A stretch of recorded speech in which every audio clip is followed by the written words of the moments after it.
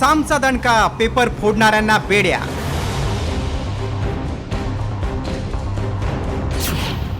जालन्यात पेपर फोडणाऱ्या तिघांना अटक। यवतमाळमध्ये केंद्र संचालकाचाच कारनामा। 10वीचा पहिलाच पेपर फोडल्याचा साम टीव्हीने पर्दाफाश केल्यानंतर आता जिल्हा पोलीस प्रशासनानं या प्रकरणात धडक कारवाई सुरू केली। ज्या शाळेत पेपर फोडला त्या बदनापूरच्या शाळेतल्या कर्मचाऱ्यासह 2 झेरॉक्सवाल्यांना पोलिसांनी बेड्या ठोकल्या। मराठीचा पेपर सुरू असतानाच प्रश्नपत्रिका आणि त्याची उत्तर लिहून झेरॉक्स सेंटरवर विकल्या जात असल्याचा साम टीव्हीने पर्दाफाश केल्यानंतर राज्यात खळबळ उडाली होती।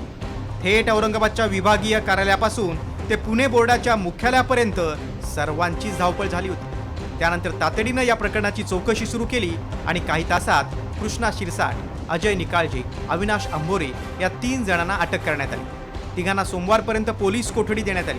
आता या प्रकरणी आणखी शाळेतील बडी धेंड सहभागी आहेत का याचा तपास पोलीस करतायत। शिक्षण अधिकारी माध्यमिक यांच्या तक्रारीवरनं गुन्हा दाखल झालेला होता 52/25। त्या गुन्ह्यामध्ये कृष्णा शिरसाट, अविनाश अंभोरे आणि अजय निकाळजे अशा 3 आरोपींना अटक केलेली होती। त्यांना आज माननीय कोर्टासमोर हजर केलं असता कोर्टाने त्यांना 2 दिवसाची म्हणजे परवा दिवशीपर्यंतची PCR मंजूर केलेली आहे।